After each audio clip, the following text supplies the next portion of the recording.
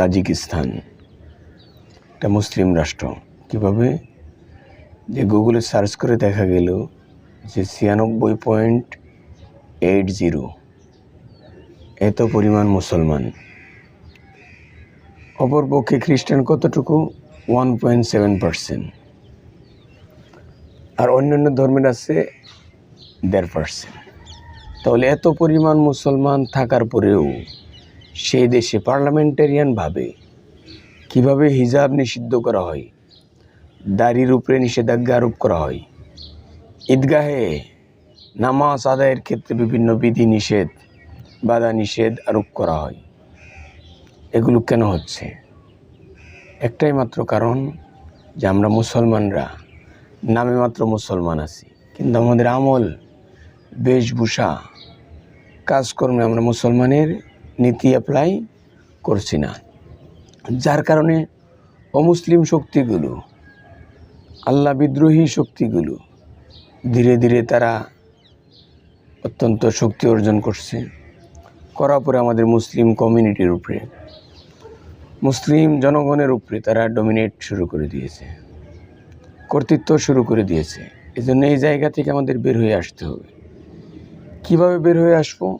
আল্লাহ তাআলা কোরআনে কারিমের মাঝে বলে দিয়েছেন, ইন্নাদ-দীনা ইনদাল্লাহিল ইসলাম, ইসলাম আমার পক্ষ থেকে একমাত্র মনোনীত ধর্ম করে দিলাম তোমাদের জন্য। আল্লাহ তাআলা কোরআনে কারিমে আরেকটা আয়াতে বলেছেন, আল-ইয়াউমা আকমালতু লাকুম দীনাকুম ওয়া আতমামতু আলাইকুম নি'মাতি ওয়া রাদিতু লাকুমুল ইসলামা দীনা, যে আজকের দিনে তোমাদের জন্য দিন ইসলামকে পরিপূর্ণ করে দেওয়া হলো। এজন্য ইসলাম একটা কমপ্লিট কোড অফ লাইফ, জীবনের একটা পূর্ণাঙ্গ জীবন ব্যবস্থা। একটা মানুষ চলার জন্য পৃথিবীতে যত ধরনের জীবন ব্যবস্থা লাগে, যত ধরনের নীতি নৈতিকতা, আইডিওলজি, কনস্টিটিউশন, সংবিধান যা লাগে, এটা আল্লাহ তাআলা পরিপূর্ণ করে দিয়েছেন এবং নির্ভুল সংবিধান দিয়েছেন।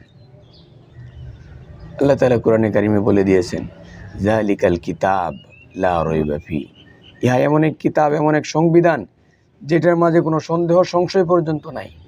কিন্তু আমরা মুসলমানরা সেটা ভুলে গেছি যে কোরআনে কারিম আমাদের জন্য কমপ্লিট কোড অফ লাইফ, এটা আমরা ভুলে গেছি, যার কারণে আমরা অপূর্ণতার দিকে ছুটছি।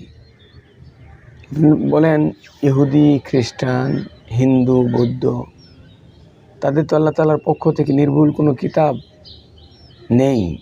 আপনি বলতে পারেন তাওরাত, ইনজিল এগুলো ছিল একটা সময় নির্ভুল, কিন্তু তাদের পণ্ডিত, তাদের শিক্ষিত যে পণ্ডিত ছিল, শিক্ষাবিদ ছিল, এই লোকগুলো তাদের তাওরাত এবং ইনজিল কিতাবে অনেক রদ বদল নিয়ে এসেছেন, যার কারণে ওটা আল্লাহ তাআলা ব্যান করে দিয়েছেন যে ওটা আর চলবে না।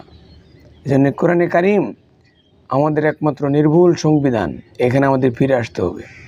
আজকে তাজিকিস্তান কেন এমন হলো? নিশ্চয়ই তারা কোরআনে কারিমকে যতটুকু অধ্যয়ন করা দরকার, যতটুকু গবেষণা করা দরকার, যতটুকু তেলাওয়াত করা দরকার, যতটুকু আমল করা দরকার, যতটুকু কোরআনে কারিমের প্রসার করা দরকার, এই জায়গা থেকে তারা দূরে সরে আসছে। কেন?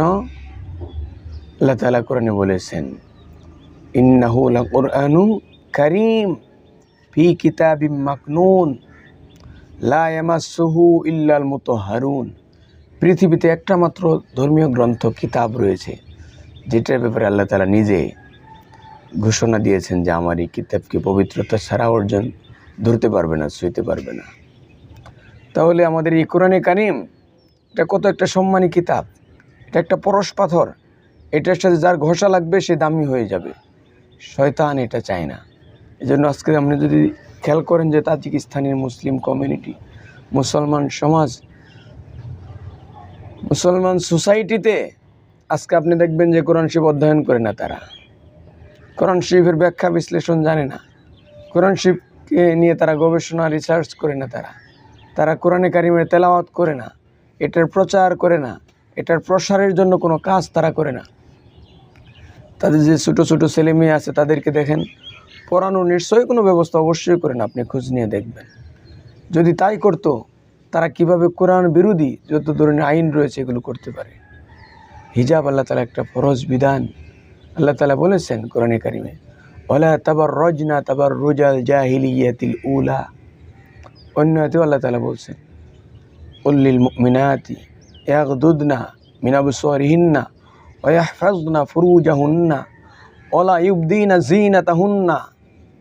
আল্লাহ তাআলা কোরআনে কারিমে ফরজ বিধান বলে দিয়েছেন পর্দা করাটাকে, কিন্তু এটা তারা কীভাবে এই ফরজ বিধানটাকে তারা নিষিদ্ধ করে, হিজাবের উপরে তারা কিভাবে কলম ধরে, দাড়ির উপরে কিভাবে নবীজির সুন্নত মুবারকের উপরে নিষেধাজ্ঞা আরোপ করতে পারে। আমাদের ঈদের নামাজ আল্লাহ তাআলা ওয়াজিব করে দিয়েছেন, এই নামাজের জমায়েতের ব্যাপারে তারা কিভাবে নিষেধাজ্ঞা আরোপ করতে পারে। সম্মানিত শ্রোতামণ্ডলী, আমাদের বাংলাদেশ, আমরা দাবি করি 90% মুসলিম দেশ বাংলাদেশ, কিন্তু আপনি দেখেন তাজিকিস্তান তো 96% মুসলিম, 96.80, কত বেশি মুসলমান। কিন্তু সেখানে কি তারা এটা রোধ করতে পারলো না। কেন পারলো না? তাদের আইডিওলজিকে চেঞ্জ করা হয়েছে, তাদের মন মানসিকতা মগজ ধুলাই করা হয়েছে, তাদের মনে ঢুকিয়ে দেওয়া হয়েছে যে কোরআন আসলে তোমাদের কমপ্লিট কোড অফ লাইফ না। দেখতেছো তো আমরা আধুনিকতার ছোঁয়ায় কত শীর্ষে উঠে গেছি, কিন্তু এটা আধুনিকতা না, এটা একটা নোংরামি, অসভ্যতা, এটা আনকালচার্ড। এই জন্য এখান থেকে আমাদের রিটার্ন আসতে হবে। আমাদের সুন্দর একটা সমাজ বিনির্মাণের জন্য কোরআনের বিপরীত কোনো ধর্মগ্রন্থ, কোনো আইডিওলজি নাই। এই জন্য রাসূলুল্লাহ সাল্লাল্লাহু আলাইহি ওয়াসাল্লামের আদর্শ, লাকাদ কানা লাকুম ফি রাসূলিল্লাহি উসওয়াতুন হাসানা, নবীজির আদর্শ, শ্রেষ্ঠ আদর্শ, উত্তম আদর্শ, এখানে আমাদেরকে ফেরত আসতে হবে। সম্মানিত শ্রোতামণ্ডলী, আমাদের বাংলাদেশের জনগণ এখনও যদি আমরা সোচ্চার না হই, আমাদের ছেলেমেয়েদেরকে ইসলাম না শিখাই, কোরআনে কারিমের জ্ঞান না দেই, হাদিস শরীফের জ্ঞান তাদেরকে না শিখাই, আমরা যদি ইসলামিক যে কালচার এটা আমরা অনুকরণ না করি, তাহলে আমাদেরও কিন্তু এমন করুণ দশা ভোগ করতে হবে।